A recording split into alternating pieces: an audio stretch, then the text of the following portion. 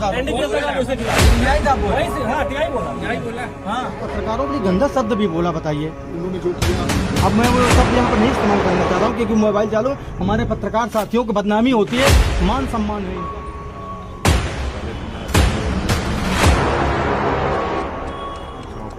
कुछ अगर पत्रकारों से ऐसा हुआ जो अनजाने में हुआ, जिसके लिए होती है मान सम्मान, जो बदनामी होती है, मान सम्मान है इनका भी। अगर ऐसे कोई बोले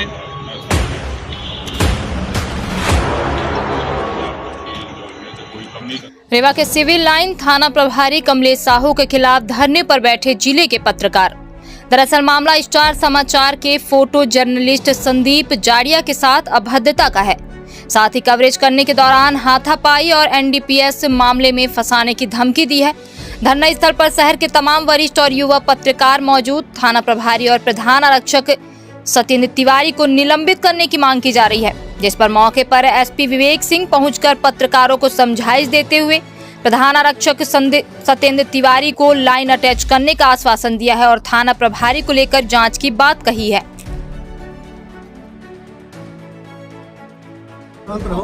सारे लोग साथ इनके साथ जो अशिष्टता हुई है, ऐसा लगता है कि उन्होंने दुर्भावना, बस इनके साथ जो दुर्भावना की गले पकड़ के पटकना, इनका कैमरा छीनना, इनके मोबाइल जेब से निकाल लेना, फिर इनको कमरे में कैद करके इसके ऊपर एनडीपीसी का एक्ट लगा दो, ये करना।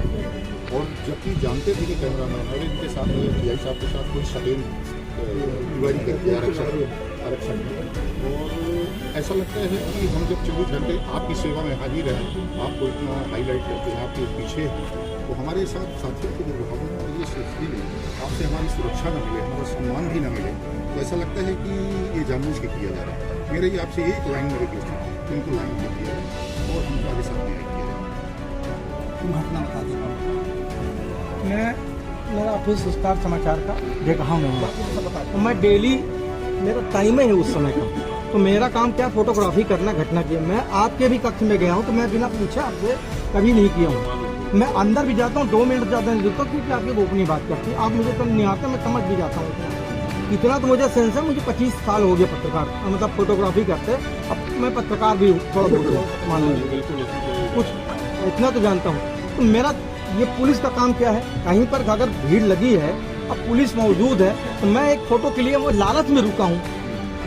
अब आपके ना उजागर करता कि तो बाद में पता चला कि कोरेक्स का मामला है, लेकिन मैं आपका नहीं जाके ऑफिस में बताता। तो मैं कोरेक्स पुलिस पकड़ी है, मैं ऑफिस में बताता रिपोर्टर को अपने कि पुलिस ये फोटो है, बना दो समाचार, पुलिस ने कोरेक्स पकड़ा, बस इतना ही है। लेकिन वहां पर टीआई साहब ने और सत्येंद्र तिवारी दोनों लोग, मेरे हाथ में कैमरा था, चलिए मैं खाली हाथ होता तो मैं मान लेता कि आम पब्लिक है तो पुलिस करती है। मैं तो 25 साल से पुलिस को देख रहा हूँ, तो करती है पुलिस, जैसा भी करती है। पर उसके बाद भी मेरे को उनने कैमरा मेरे हाथ से छीन लिया, पहली चीज, और दूसरा मोबाइल जेब से निकाल लिया, और फिर मुझे टेहुना दिया, और सत्येंद्र तिवारी ने हाथ घसीटा कॉलर पकड़ के, और टीआई भी किए, दोनों लोग किए। मैं झूठ एक भी नहीं बोल रहा हूँ, और मैं पुलिस के काम में दखल भी नहीं किया। चलिए मैं अंदर जाता, वहाँ पर सीसीटीवी कैमरा लगे, दिखवा लीजिए। वहाँ पे एक साथी मेरा, मैं नहीं जानता हूँ, मेरा साथी नहीं है, पर वहाँ पर वो एक मीडिया का आदमी खड़ा था, वो मैं उसको ठीक से नहीं जानता हूँ, क्योंकि मेरा काम अलग है उनको, तो वो उसने भी देखा, उसने तो मैं सिर्फ अंदर भी नहीं गया। चलिए आपका अंदर का मान लीजिए जांच पड़ताल कर रहे हैं, कुछ भी कर रहे हैं, कोरेक्स पकड़ रहे हैं, तो वो भी नहीं है। वहीं पर वो आए बाहर, जैसे ही आए, और थोड़ी देर बाद सीएसपी मैडम अगर ना आती तो हो सकता है कि 2-4 लाठी मुझको, मतलब मुक्का उक्का तो पड़ ही जाता। मतलब वो हमको घसीटे हैं और अंदर ले जा रहे थे। और ये दो, पहले एक जन बोला कि इसको धारा कुछ बोले कि इसको इसमें फंसा दो, और फिर बोले इसको एनडीपीएस में डाल दो। वाले को बहुत वो कर रहा है, ये बोला यही दो लोग बोल रहे थे। नहीं वही नहीं बोलेगा तो मैं जानता हूँ, 2 ही लोग बोल रहे थे, मैं खड़ा हूँ, 2 लोग। और एक ये सिपाही है, वो थोड़ा सा रिवाल्वर, मतलब बंदूक का पटका वो मारा नहीं है, मतलब मुझे रोकने के लिए लगाया था, वो धोखने के लिए, सॉरी धोखने के लिए। सभी झूठ नहीं बोलता है, इसकी पूरी लेकिन इसकी भावनाएं जो बोल रही है, इसकी जो आवाज थी उस समय, इसकी आवाज। अच्छा मैं मोबाइल भी नहीं निकाला, चलो मोबाइल होता तो वो ये सोचता कि सोशल मीडिया वाला, मैं सिर्फ कैमरा लिया। अब मेरा एक लाइन का निवेदन है कि उनको लाइन भेज दिया जाए, दोनों महाशय को, इसके बाद जांच करा ली जाए। अगर वो दोषी नहीं है तो उनको ससम्मान जहाँ भी आप चाहें रख सकते हैं, लेकिन आज आप हम लोगों का सम्मान रखने के लिए और आप अपनी अहमियत को काबिल बनाने के लिए उनको कमलेश और साहब को पत्रकारों के लिए गंदा शब्द भी बोला, बताइए। उन्होंने जो किया हम अब मैं वो शब्द यहाँ पर नहीं इस्तेमाल करना चाह रहा हूँ, क्योंकि मोबाइल चालू हमारे पत्रकार साथियों को बदनामी होती है, मान सम्मान है इनका भी। अगर ऐसे कोई बोले, मैं समझ गया, आपकी भावना को समझ रहा हूँ और निश्चित रूप से आप लोग की जो अहमियत है कोई कम नहीं कर सकता किसी भी चीज़ में, कोई भी हो। और हमारे अच्छे काम आप लोग निश्चित रूप से बहुत हाईलाइट भी करते हैं और कहीं कमी होती है तो उसको भी आप हाईलाइट करते हैं ताकि हम सुधार जाएँ। आपके साथ जो हुआ है, पहले तो मैं अपने रीवा पुलिस की तरफ से उसके लिए क्षमा प्रार्थी हूँ कि कुछ अगर पत्रकारों से के खिलाफ या कुछ ऐसा हुआ जो अनजाने में हुआ या उधर से हुआ, उसके लिए हम क्षमा प्रार्थी हैं। कोई ऐसी मंशा जहाँ तक मुझे लगता है कि हमारी टीम की नहीं रहती है कि हम ऐसा कुछ करें, और आप लोग की अहमियत को कोई कम नहीं कर सकता, चाहे यहाँ पे हो, रीवा में हो या बाहर देश में, कश्मीर में, ठीक है। और बाकी आप जो भी बोलें उसकी पूरी जांच हम कराएंगे, अगर दोषी है तो हम अच्छी कार्रवाई करेंगे, ठीक है।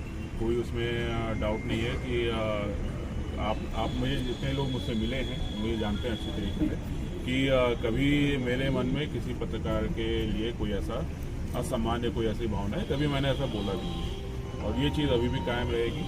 लेकिन आप हमें दीजिए, हम पूरी जांच करेंगे और अगर कार्रवाई करना है तो हम करेंगे। नहीं तो निवेदन ये है टीम भी रख दो आप। नहीं, मैं उसमें कुछ नहीं रखना चाहता। अगर सर उनको निलंबित नहीं कर रहे हैं तो भी हम लोग चले जाएंगे अब, और उसके बाद हम लोग कोई कंप्लेंट आपसे नहीं करेंगे। अगर निलंबित आप नहीं कर रहे हैं तो हम लोग बगैर शर्त के, बिना किसी डिमांड के यहाँ से चले जाएंगे। आपसे कोई न आवेदन करेंगे, न कोई आपकी जांच की बात करेंगे।